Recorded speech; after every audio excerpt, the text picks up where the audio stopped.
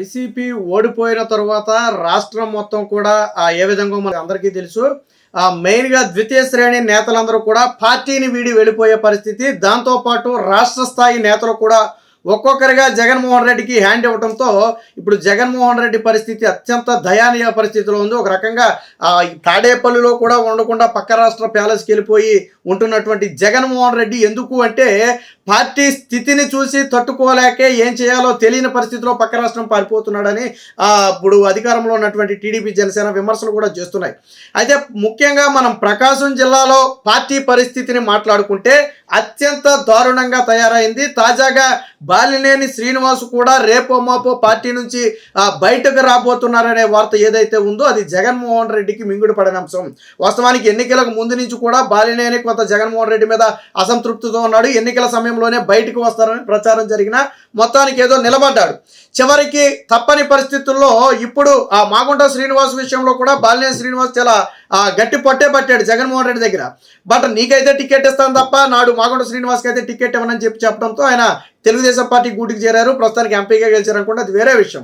తాజాగా వైసీపీ వ్యవహార శైలి నచ్చని బాలినేని కూడా తాజాగా జనసేన లేదా టీడీపీ తీర్థం పుచ్చుకోవడానికి సిద్ధమవుతున్నట్టు తెలుస్తుంది. ఇంకొక పక్క కీలకమైనటువంటి నేతగా ఉన్నటువంటి సిద్ధా రాఘవులు కూడా పార్టీకి రాజీనామా చేయడం అనేది జగన్మోహన్ రెడ్డికి మింగుడు పడని అంశం. వాస్తవానికి సిద్ధారాఘవులు అనే వ్యక్తి టీడీపీలో కీలక నేత, అలాగే మంత్రిగా కూడా చేసినటువంటి వ్యక్తి. బట్ జగన్మోహన్ రెడ్డి గెలిచిన తర్వాత ఈ సిద్ధారాఘవులు అలా కుటుంబానికి చెందినటువంటి గ్రానైట్ క్వారీల మీద దాడులు చేసి దాదాపుగా 900 కోట్ల రూపాయల జరిమానా విధిస్తే ఆ దాడుల నుంచి జరిమానాల నుంచి తప్పించుకోవడానికి తప్పని పరిస్థితుల్లో తన కుటుంబ సభ్యులతో కలిసి నాడు వైసీపీ తీర్థం అయితే పుచ్చుకోవడం జరిగింది. కానీ ఉన్నప్పటికీ కూడా అంటీ ముట్టకుండానే ఉన్నట్టున్నాడు. బట్ ఇప్పుడు ఆయన పూర్తిగా మళ్ళీ తెలుగుదేశం పార్టీలో చేరడానికి అంటే మాతృ సంస్థలోకి మాతృ పార్టీలోకి రావడానికి సిద్ధారాఘవులు ఇప్పటికే పావులు కదుపుతున్నట్టుగా తెలుస్తుంది. దీనికి తగ్గట్టుగా క్షేత్రస్థాయిలో ఉన్నటువంటి కౌన్సిలర్లు కానివ్వండి లేదా మేయర్లు కానివ్వండి వీళ్ళంతా కూడా ఒక్కొక్కరుగా రాజీనామా చేసే పరిస్థితి. ఒంగోలు మేయర్గా ఉన్నటువంటి సుజాత కానివ్వండి, అలాగే డిప్యూటీగా మేయర్గా ఉన్నటువంటి వేమూరి బుచ్చి కానివ్వండి, వీరిద్దరూ కూడా బాలినేని శ్రీనివాస్కు అత్యంత సన్నిహితులుగా ఉన్నటువంటి వ్యక్తులు, వాళ్ళ అనుచరులుగా కూడా పేరున్నటువంటి వ్యక్తులు. సో వీరిద్దరూ రాజీనామా చేశారు. వీరితో పాటు మరొక 20 మంది కౌన్సిలర్లు కూడా వైసీపీ పార్టీకి రాజీనామా చేసి దామచర్ల జనార్దన్ సమక్షంలో తెలుగుదేశం పార్టీ కొండు అయితే కప్పుకోవడం జరిగింది. ఇది జగన్మోహన్ రెడ్డికి కోలుకోలేని దెబ్బ. అక్కడ మేయర్ పీఠాన్ని కోల్పోవడంతో పాటు కౌన్సిలర్లను కూడా తాను కోల్పోవడంతో ఇది జగన్మోహన్ రెడ్డికి ఒక ఎదురు దెబ్బగానే చెప్పొచ్చు. ఇది కేవలం అక్కడ వరకే ఉందా అంటే కాదు. దీనికి సంబంధించి ఇతర ఇంకా అనేక అంశాలు కూడా ఉన్నాయి.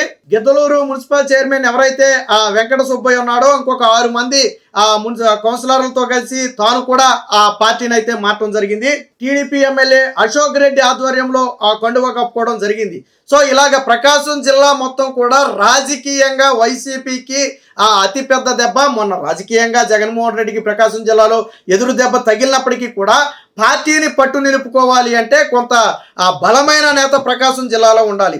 దీనికి తగ్గట్టుగా ఇటీవల ఎవరైతే పోతుల సునీత ఉంటుందో ఎమ్మెల్సీ పదవితో పాటు పార్టీ సభ్యత్వానికి కూడా రాజీనామా చేసింది. గతంలో తెలుగుదేశం పార్టీ నుంచి ఎమ్మెల్సీగా కూడా గెలవడం జరిగింది. సో ఇలా ఒకరు కాదు ఇద్దరు కాదు మొత్తంగా ప్రకాశం జిల్లాలో పేరున్నటువంటి నేతలు ఎవరైతే ఉన్నారో రాష్ట్ర స్థాయి నేతలు వారందరూ కూడా ఒక్కొక్కరిగా పార్టీని అయితే వీడుతున్నారు.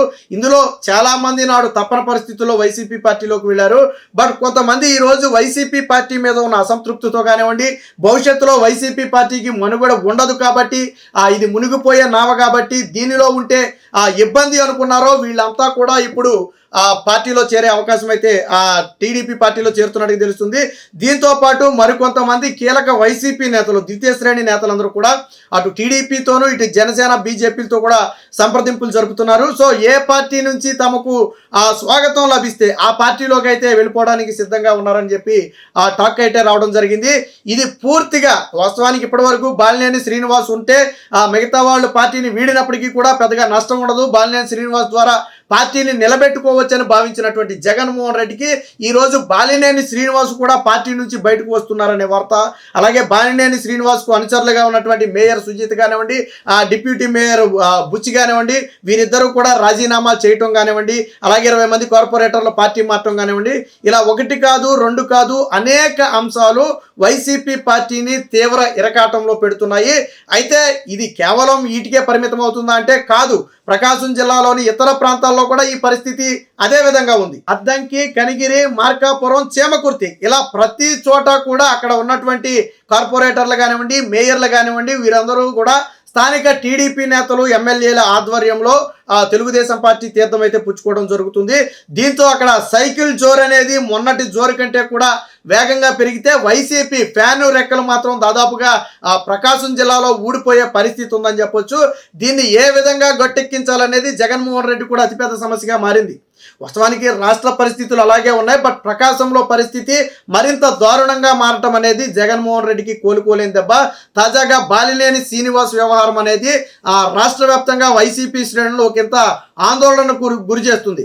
బాలినేని శ్రీనివాస్ లాంటి వ్యక్తిని కనుక కోల్పోతే ఖచ్చితంగా అది డ్యామేజ్ జరుగుతుంది. జగన్మోహన్ రెడ్డి స్పందించి బాలినేనికి ఒక హామీ ఇచ్చి ఆయనతో మాట్లాడితే ఆయన పార్టీలో నిలబడతారు, లేదు పార్టీ మారితే మాత్రం ఇక పూర్తిగా వచ్చే ఎన్నికల నాటికి కూడా వైసీపీ అక్కడ కోలుకునే పరిస్థితి ఉండదు.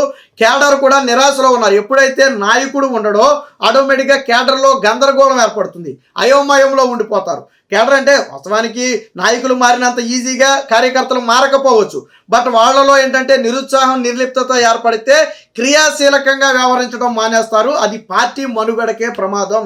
సో ఇప్పుడు నాయకుడు లేని, కెప్టెన్ లేని నావ ఏం చేస్తుంది? అలాగే ఇప్పుడు వైసీపీకి ప్రకాశం జిల్లాలో చెప్పుకోదగిన నేత లేడు. శ్రద్ధారాఘవుల దగ్గర మొదలు పెడితే, బాలినేని దగ్గర మొదలు పెడితే, పొద్దు సునేష్ దగ్గర మొదలు పెడితే ఏ ఒక్కరు కూడా ఆ పార్టీలో నిలబడే సాహసం చేయటం లేదు. అది ప్రకాశం జిల్లాలో వైసీపీకి పెను ప్రమాదంగా మారుతుంది. ఈ పెను ప్రమాదాన్ని ఎలా గట్టెక్కించాలో జగన్మోహన్ రెడ్డి కూడా అర్థం కాని పరిస్థితి. ఒకనొక దశలో ఎవరైతే ఎంపీగా ఉన్నటువంటి మాగుంట శ్రీనివాసరావు లాంటి వ్యక్తులను జగన్మోహన్ రెడ్డి కోల్పోయాడో అప్పుడే చాలామంది అన్నారు జగన్మోహన్ రెడ్డి ఏం కోల్పోతున్నాడో జగన్మోహన్ రెడ్డికి తెలియట్లేదంటే, అప్పట్లో ఎన్నికల సమయంలో స్వార్థం కోసం పార్టీలు మారతారు, నాకేం భయం లేదని చెప్పి జగన్మోహన్ రెడ్డి గంభీరాలు పలికాడు. బట్ ఆ ఫలితం ఏంటనేది మొన్న ఎన్నికల సమయంలో చూసాం. సో ఇప్పుడు తాజాగా బాలినేనినే నమ్ముకుని ఉన్నటువంటి ప్రకాశం జిల్లా కేడర్ ఎవరైతే ఉన్నారో ద్వితీయ శ్రేణి నేతల దగ్గర మొదలు పెడితే పార్టీ వైసీపీ కార్యకర్తల వరకు కూడా బాలినేని శ్రీనివాస్ మీదే ప్రధానంగా నమ్మకం పెట్టుకుని ఉన్నారు. బట్ ఆయన కూడా పార్టీ వీడుతున్నాడు అనే వార్త మాత్రం వారు జీర్ణించుకోలేని పరిస్థితి. ప్రకాశం జిల్లాలో ఎందుకు రాజకీయాలు ఇంత వేగంగా మారుతున్నాయి, ఎందుకు ఫ్యాన్ పార్టీ ఇంత వేగంగా ఖాళీ అయిపోతుంది అనేది ఎవరికి అర్థం కాని పరిస్థితి. ఇది కేవలం ప్రకాశం జిల్లాకే కాదు, రాష్ట్రంలోని ఇతర జిల్లాల్లో కూడా ఇదే పరిస్థితి దాదాపుగా ఉన్నప్పటికీ కూడా ఇప్పుడు ఏలూరులో కూడా మేయర్ కానివ్వండి, వీళ్ళంతా కూడా కౌన్సిలర్లతో సహా తెలుగుదేశం పార్టీలో చేరే ప్రయత్నం చేస్తున్నారు. సో ఆల్రెడీ చేరిపోయారు కూడా.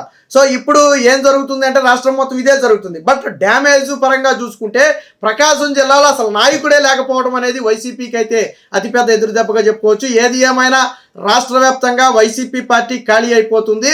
ఫ్యాన్ రెక్కలు పూర్తిగా విరిగిపోయే పరిస్థితి. వచ్చే ఎన్నికల నాటికి పార్టీలో క్రియాశీలకంగా వ్యవహరించే నాయకులు కానీ, కార్యకర్తలు కానీ పార్టీలో నిలబడతారు అనే నమ్మకం ఇప్పుడు వైసీపీ నేతల్లో లేదు. మరి అడ్డుకట్ట దీన్ని ఏదైతే ఈ పార్టీ మారటం కానివ్వండి, లేదా వైసీపీకి స్వస్తి పలకటం కానివ్వండి, ఏదైతే ఈ విపత్కర పరిస్థితులు ఉన్నాయో మరి దీన్ని జగన్మోహన్ రెడ్డి ఏ విధంగా ఎదుర్కొంటాడు, ఏ విధంగా పార్టీని నిలబెడతాడు అనేది వేచి చూడాలి.